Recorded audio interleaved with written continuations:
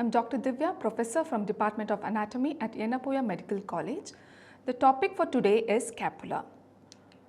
The scapula is a flattened triangular bone which is located on the posterolateral aspect of our thoracic cage. It overlies 2nd to 7th ribs. The scapula connects or it forms an important part of the pectoral girdle which connects the upper limb bones to the axial skeleton. Coming to the parts of the scapula consists of a body which is triangular in shape and it has three processes called as the spinous process.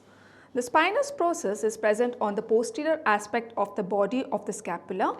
From the lateral end of the spinous process, a process called as the acromion process projects forwards. This is the acromion process. A coracoid process extends from the upper border and bends sharply forwards. It resembles a bird's beak. So, we have three processes in the scapula: the spinous process, the acromion process and the coracoid process. So, this is the body of the scapula containing the spine, the acromion process and the coracoid process. The body of the scapula consists of two surfaces. The anterior surface is also called as the costal surface and it overlies the ribs. The posterior surface consists of a spine on its dorsal aspect. The scapula consists of three borders: the superior, medial and lateral borders. So, this is the superior border, this is the medial border and this is the lateral border. The scapula also consists of three angles: the superior angle which is directed upwards, an inferior angle directed downwards and a lateral angle which is directed laterally. It contains a glenoid cavity at its lateral end. Side determination. To determine the side of the scapula, the glenoid cavity should be facing laterally. So, this is the glenoid cavity which is facing laterally. The coracoid process is directed forwards and the spinous process is present on the posterior aspect. So, glenoid cavity facing laterally, the coracoid process anteriorly and the spinous process posteriorly. So, this will help us to determine the side of the scapula. So, this scapula belongs to the right side. The costal surface is concave and directed forwards. It overlies the rib cage. This fossa is also called as the subscapular fossa. The subscapularis muscle arises from this fossa on the medial two-thirds of it. The dorsal surface is divided into two fossas by the spinous process. The area, this is the spine of the scapula.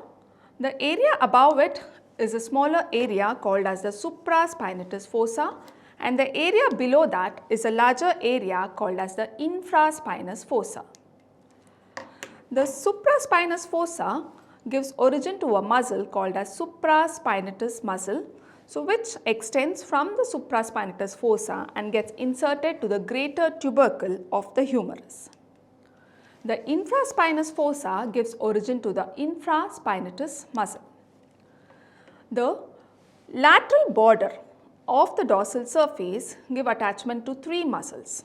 In the upper two-thirds of the lateral border of the dorsal surface, the teres minor takes origin. The teres major is attached at the lower one-third of the lateral border. The tip of the inferior angle gives attachment to a muscle called as latissimus dorsi. So, the dorsal surface of the scapula gives attachment to supraspinatus muscle in the supraspinous fossa, infraspinatus muscle in the infraspinous fossa. Along the lateral border in the upper two-thirds there is teres major, teres minor and at the tip of the scapula gives origin to the latissimus dorsi muscle. So, coming to the superior border. So, the superior border of the scapula presents a notch just close to the coracoid process which is called as the suprascapular notch. So, this will transmit the suprascapular vessels and nerves. The inferior belly of omohyoid arises just close to the suprascapular notch along the superior border. The medial border along the costal surface gives attachment to serratus anterior muscle, which arises from the upper 8 ribs and gets inserted here to the medial border of the scapula. So, this is an important protractor of the scapula. The levator scapulae is attached along the medial border but on the dorsal surface. So, the medial border on the dorsal surface of the scapula gives attachment to 3 muscles. The levator scapulae is attached from the superior angle to the root of the spine of the scapula.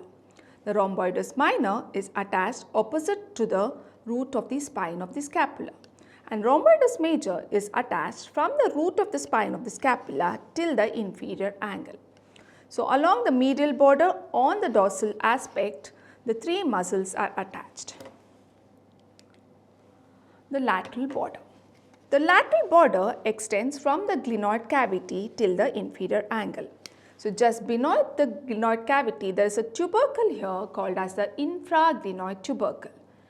The long head of triceps muscle takes origin from this infraglenoid tubercle. This is the muscle in the back of our arm. The glenoid cavity is a shallow fossa here which articulates with the head of the humerus to form the shoulder joint. So, just above the glenoid cavity, there is a supraglenoid tubercle. So, the long head of biceps takes origin from this supraglenoid tubercle. So, coming to the processes, the spinous process. So, this is a process present on the dorsal surface of the scapula. The posterior border of the spine is also called as the crest of the spine. The upper lip of the crest of the spine gives insertion to trapezius muscle. The deltoid is attached to the lower border of the crest of the spine. The next process is the acromion process, which extends from the lateral end of the spine. So, this acromion process forms a joint with the lateral end of the clavicle called as the acromioclavicular joint. The tip of the acromion process gives attachment to the coracoacromial ligament, which extends towards the coracoid process.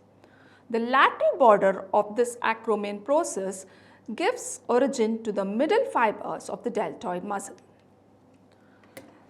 So, next we have the coracoid process, which is a beak-like projection bending forwards from the superior border. This coracoid process gives attachment to 3 muscles. The tip of the coracoid muscle gives attachment to the coracobrachialis muscle and also to the short head of biceps. So, both these muscles are present in the front of the arm. The medial border of coracoid process gives attachment to pectoralis minor muscle. The coracoid process gives also attachment to 3 ligaments. The first ligament extends from the coracoid process towards the lateral end of the clavicle, so which consists of 2 parts called as the trapezoid ligament and the conoid ligament.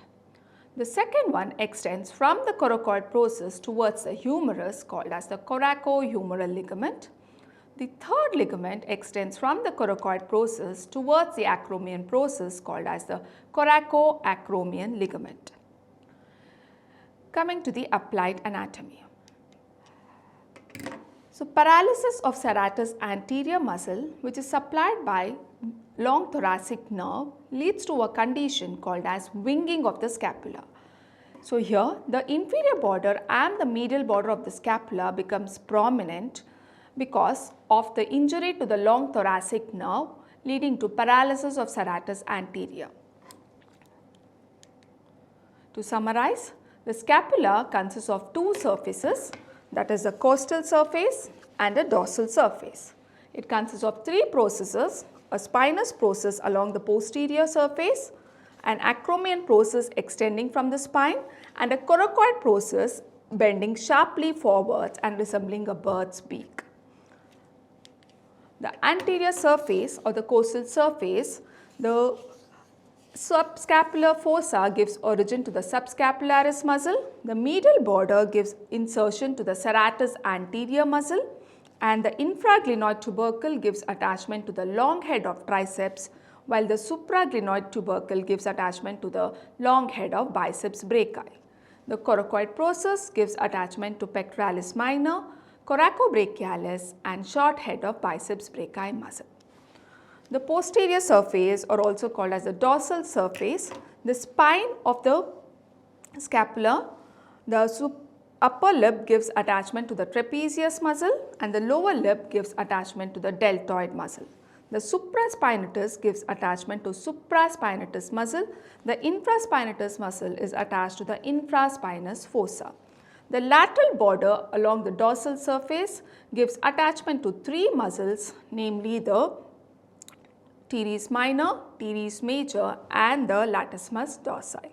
So, same way the medial border along the dorsal surface gives attachment to three muscles, that is levator scapulae, rhomboides minor and rhomboides major. Thank you.